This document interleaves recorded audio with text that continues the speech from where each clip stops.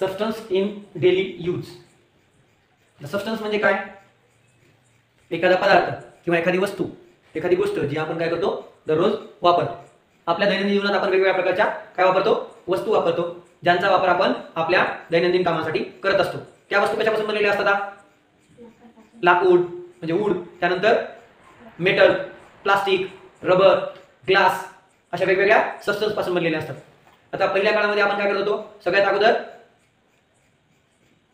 जे अन्न पदार्थ खात होतो ते झाडावरचे आहे ते खात होतो. नंतरच्या काळात काय करायला लागलो, शिकार करायला लागलो. शिकार करताना आपण हत्यार वापरायला लागलो. ते हत्यार कोणते होते? दगडी हत्यार होते, बरोबर आहे ना. म्हणजे पहिल्यांदा आपण काय कोणता सबस्टन्स वापरला? स्टोन वापरला. काय वापरला? स्टोन. त्यानंतर वूड वापरायचो. त्यानंतर नंतरच्या काळात मग वेगवेगळ्या प्रकारच्या गोष्टीचा शोध लागला. नंतर धातूचा शोध लागला, मेटल, मेटल पासून बनलेल्या गोष्टी वापरायला लागलो आपण. असं करत करत आज आपण निरनिराळ्या गोष्टी वापरतो, ज्यांचा वापर आपण आपल्या दैनंदिन जीवनातील वस्तू ज्या गरजा आहेत त्या पूर्ण करण्यासाठी वापरतो. तर आपण त्या बघू. Can you recall which 3 objects do you see in the picture? तुम्हाला 3 ऑब्जेक्ट्स कोणते दिसत आहेत चित्रामध्ये? कोणते कोणते आहेत त्याच्यामध्ये? कोणते कोणते 3 ऑब्जेक्ट दिसत आहेत तुम्हाला?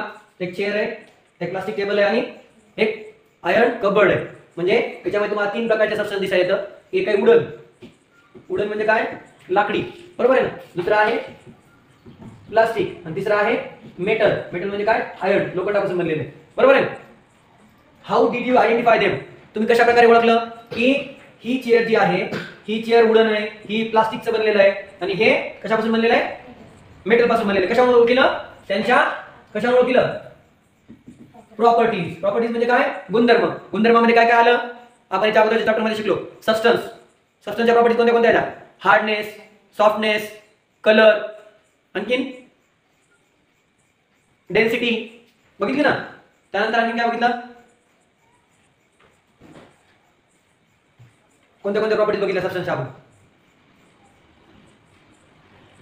ज्यावेळेस आपण एखादा सबस्टन्स किंवा एखादी कोणती गोष्ट आयडेंटिफाय करतो त्यावेळेस त्याचे आपण गुणधर्म बघतो किंवा आपल्याला माहित असतंय की तो पदार्थ कसा आहे, त्या आधारे आपण ओळखतो, बरोबर आहे ना. आता मला सांगा, वुडन, एखादी गोष्ट वुडन आहे. वुडन म्हणजे काय? लाकूड आहे की मेटल आहे, कसं कळणार? त्याच्या गुणधर्मावरून, त्याच्या प्रॉपर्टीजवरून कळणार आहे का नाही. What material are they made up of? ते कशापासून बनलेले आहेत ते आपण सांगितलं. Can you any one of these material be used to make all these 3 objects? यापैकी तिन्ही वापरून, यापैकी कोणतंही एक वापरून हे तिन्ही बनवता येतात का? बनवता येतात ना. आता समजा, can any one of these material be used to make all 3 objects? प्लास्टिकची चेअर बनवू शकते? बनवू शकते. प्लास्टिकचा टेबल बनलेलाच आहे आणि प्लास्टिकचं कबर्ड पण बनवू शकते ना. बनवू शकते का नाही? त्यानंतर वुडन चेअर बनवू शकते, वुडन टेबल बनवू शकते, वुडन कबर्ड बनवू शकते. मेटल चेअर बनवू शकते, मेटल काय बनवू शकते? टेबल बनवू शकते आणि मेटल. फक्त काय पाहिजे? तसे गुणधर्म पाहिजे त्या वस्तूचे, त्यावेळेस ती वस्तू बनवू शकते. Substance and objects. All substance are made up of very small particle. आताच मी थोड्या वेळाखाली सांगितलं होतं की जेवढे पार्टिकल्स आहेत, ऑल पार्टिकल्स म्हणजे काय? जेवढे कोणते पदार्थ आहेत ते सगळे कशापासून बनलेले असतात? Small particle, that is known as atom. Atom म्हणजे काय? ज्याला आपण काय म्हणतो? अणू म्हणतो. अणू. Smallest particle of an substance किंवा मॅटर. सगळ्यात लहान. म्हणजे ज्यावेळेस एखादा पदार्थ आपण काय करतो, तुकडे तुकडे तुकडे तुकडे करत जातो, त्यावेळेस काय होत आहे? त्या पार्टिकल जे आपण तुकडे करत गेलो एखाद्या पदार्थाचे, त्यानंतर जे शेवटचा पदार्थ उरतोय, म्हणजे त्याचा तुकडाच होत नाही पुढं. समजा एक खडू घेतला, त्या खडूचे 2 तुकडे केले आपण, असे केले, नंतर त्याचे 2 करत गेलो. एक वेळ अशी येते की असा कण येते की ते तुकडेच होत नाही. त्याला काय म्हणतात? ॲटम म्हणजे अणू म्हणतो, है ना. आणि त्याची व्याख्या काय आहे सांगू शकता का व्याख्या? ॲटम इज द स्मॉलेस्ट म्हणजे काय? खूप लहान. अँड इंडिव्हिजिबल. इंडिव्हिजिबल म्हणजे काय? ज्याचं पुढे विभाजन करता येत नाही, ज्याचे 2 तुकडे करता येत नाही, पुढे त्याला तोडता येत नाही, असं जे असतं त्याला काय म्हणतो आपण? ॲटम म्हणतो. Objects are made up of substance. Objects have a specific shape. Their parts have a specific arrangement by which we identify them. हे ऑब्जेक्ट जे असतात विशिष्ट सबस्टन्स पासून बनलेले असतात आणि त्या सबस्टन्स मध्ये विशिष्ट प्रकारची रचना असते आणि त्या रचनेच्या आधारे आपण त्याला ओळखतो. कपडा म्हणल्यावर हे कपडा आहे, कपडा ओळखतो, बरोबर आहे. आता हे मेटल आहे, मेटल ओळखतो, बरोबर आहे. हे लेदर आहे, लेदर ओळखतो. म्हणजे प्रत्येक गोष्ट, कोणती गोष्ट जी प्लास्टिक पासून बनलेली आहे. आता हे रिमोट आहे, रिमोट कशापासून बनलेला आहे? प्लास्टिक पासून बनलेले आहे. त्याच्यामधल्या काही गोष्टी मेटल पासून बनलेल्या असतात. तरी आपण त्याच्या गुणधर्माच्या आधारे किंवा प्रॉपर्टीच्या आधारे ओळखू शकतो. We use wood, plastic and or steel to make their table, cupboard. These substances have the strength required to make these articles. यांच्यामध्ये काय असते? तेवढी स्ट्रेंथ असते, क्षमता असते, ताकद असते, त्यामुळे आपण बनवू शकतो त्याच्यापासून. प्लास्टिक असते, प्लास्टिकचा टेबल का बनतो? कारण त्या प्लास्टिकमध्ये तेवढी स्ट्रेंथ आहे. वुडन टेबल का म्हणतो? कारण लाकडामध्ये तेवढी स्ट्रेंथ आहे, बरोबर आहे ना. Also this substance can be given desire shape. आपण यांना काय करू शकतो? इच्छित आकारही देऊ शकतो का नाही? लाकडाला आपल्या मनानं आपल्याला पाहिजे तसा आकार देता येते, प्लास्टिकला देता येते आणि मेटलला देता येते. म्हणून मेटल, प्लास्टिक आणि वूड ह्या तिन्हीचे जास्तीत जास्त आर्टिकल किंवा सबस्टन्स तुम्हाला पाहायला मिळतात आपल्या घरामध्ये असो कशामध्ये पण असतात की नाही. पण रबर पासून आपण आपलं याचं भांडं बनवू शकतो का? ज्याच्यामध्ये आपण भाजी बनवू शकतो का? नाही बनवू शकत. आता काच असते, काच खिडकीला लावतो आपण, तर त्या काचाच्या ऐवजी समजा आपण धातू वापरला एखादा, तर ते काम करते का तिथं? नाही. म्हणजे प्रत्येक वस्तू एका विशिष्ट गुणधर्मामुळे त्या ठिकाणी काम करू शकते, बरोबर आहे ना. काच आपण खिडकीमध्ये का वापरतो? त्याच्यात कोणता गुणधर्म आहे? ट्रान्सपरन्सी आहे का नाही. ट्रान्सपरन्सीमुळे आपण काच हा खिडकीमध्ये किंवा ज्या ठिकाणी आपल्याला गरजेचं आहे, ज्या ठिकाणी आपल्याला ट्रान्सपरंट मीडियम पाहिजे, त्या ठिकाणी आपण काच वापरतो, बरोबर आहे ना. It means we consider the properties of substance. सगळ्यात महत्त्वाचं अंडरलाईन करा आहे. आपण काय करतो? कोणत्याही पदार्थाची प्रॉपर्टी कन्सिडर करतो की ज्या आधारे आपण काय करतो? ते पदार्थ कुठे यूज मध्ये घ्यायचे ते ठरवतो, आहे का नाही. द यूज ऑफ सबस्टन्स काय म्हणतो आपण? The use of substance is depends on it's property, बरोबर आहे ना. त्याच्या प्रॉपर्टीवर अवलंबून आहे. आता मी चष्मा घातलेला आहे, चष्म्याला काय आहे? तर बाजूने मेटल आहे. ज्या ठिकाणी स्ट्रेंथ पाहिजे, ज्या ठिकाणी मजबूती पाहिजे, तर काय आहे? मेटल आहे. आणि जिथून मला दिसायचं आहे तिथं काय आहे? ग्लास आहे. ह्या इथं मेटल लावलं होतं मला का? नाही. ग्लासची प्रॉपर्टी काय आहे? ट्रान्सपरन्सी. मग ज्या ठिकाणी प्रॉपर्टी उपयोगात येते त्या ठिकाणी आपण तो मटेरियल किंवा ते पदार्थ वापरतो. The same substance or material can be used to make objects. Let's study some such examples.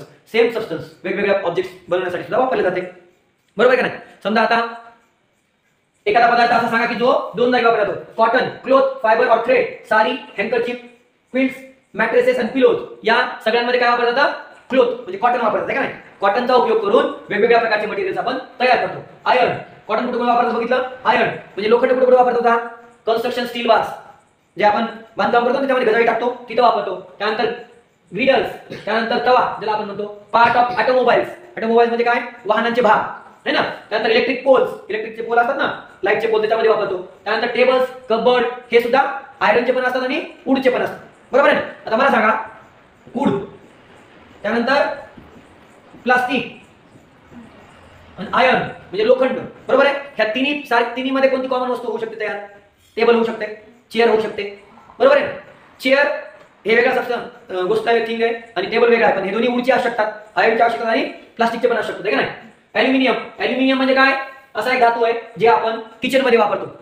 कारण तो it is a good conductor of electricity and heat. Good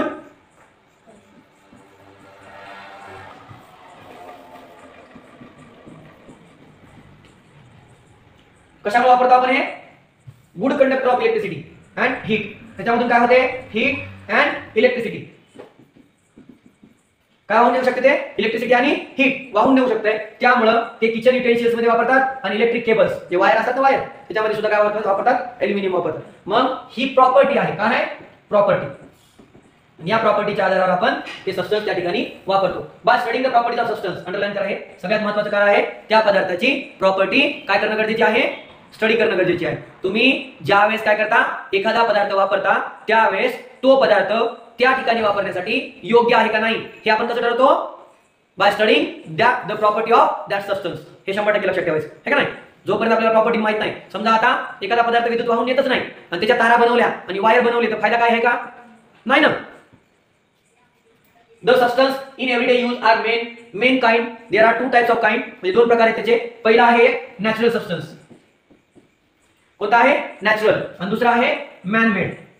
आता ह्या नावावरून लक्षात आलं असेल की नॅचरल म्हणजे काय आणि मॅन मेड म्हणजे काय. मॅन मेड म्हणजे काय? नैसर्गिक, बरोबर आहे ना. मॅन मेड म्हणजे काय? नैसर्गिक. जे पदार्थ आपल्याला निसर्गात मिळतात किंवा निसर्गामध्ये तयार होतात, निसर्गात असतात उपलब्ध, त्यांना नॅचरल सबस्टन्स म्हणतो. आणि जे पदार्थ मानवनिर्मित असतात किंवा मानवनिर्मित फॅक्टरीमध्ये किंवा मानवाद्वारे तयार केले जातात वेगवेगळ्या प्रोसेस करून, त्या सबस्टन्सला आपण म्हणतो मॅन मेड. पण लक्षात ठेवा, मॅन मेड सबस्टन्स बनवण्यासाठी अगोदर काय लागतंय?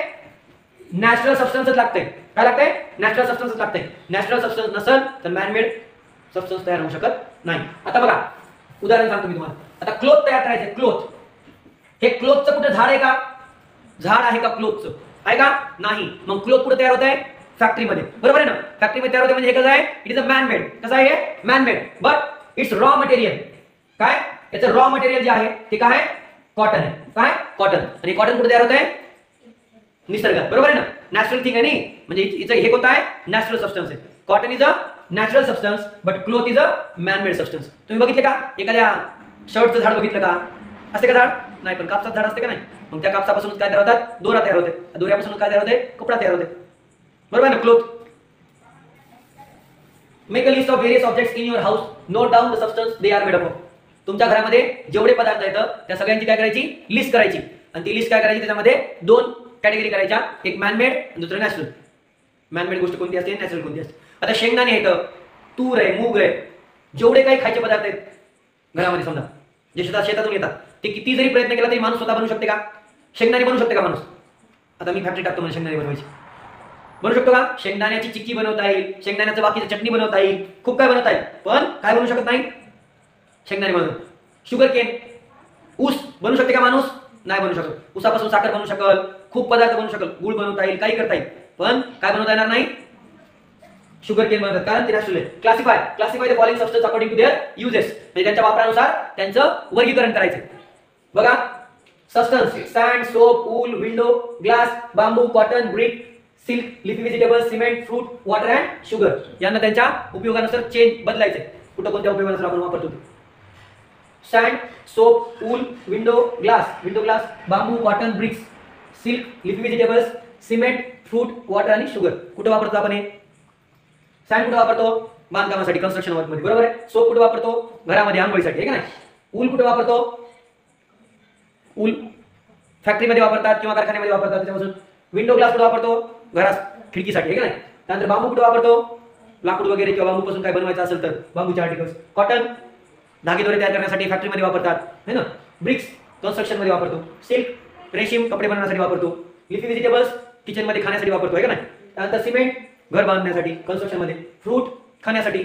वॉटर पिण्यासाठी, डेली यूज साठी, खूप साऱ्या गोष्टींसाठी पाण्याचा. पाणी असा आहे ज्याचा खूप व्यापक असा उपयोग आहे, म्हणजे प्रत्येक गोष्टीसाठी पाणी लागते आपल्याला, लागते का नाही. त्यानंतर शुगर आपण काय वापरतो, वेगवेगळे पदार्थ तयार करण्यासाठी, टी बनवण्यासाठी, है ना. There are so many uses. Make a list of objects each which you can be made from several substance. असे काही ऑब्जेक्ट घ्यायचे तर की जे विविध पदार्थापासून बनलेले आहेत, आणि ते पदार्थ आपल्याला सांगायचे, बरोबर आहे ना. एकच पदार्थ वेगवेगळ्या गोष्टीपासून बनलेला आहे. सांगा बरं एखादा पदार्थ. सायकल मध्ये काय काय आहे, मेटल आहे, प्लास्टिक आहे, रबर आहे का नाही. मेटल म्हणजे धातू पण असते, प्लास्टिक असते आणि रबर पण असते. टायर कशापासून बनलेले असतात, रबर पासून बनलेले असतात ना. तर अशा प्रकारची एखादी गोष्ट सांगायची जी अनेक पदार्थापासून बनलेली आहे किंवा त्याच्यामध्ये अनेक प्रकारचे मटेरियल वापरलेले, सांगू शकता का.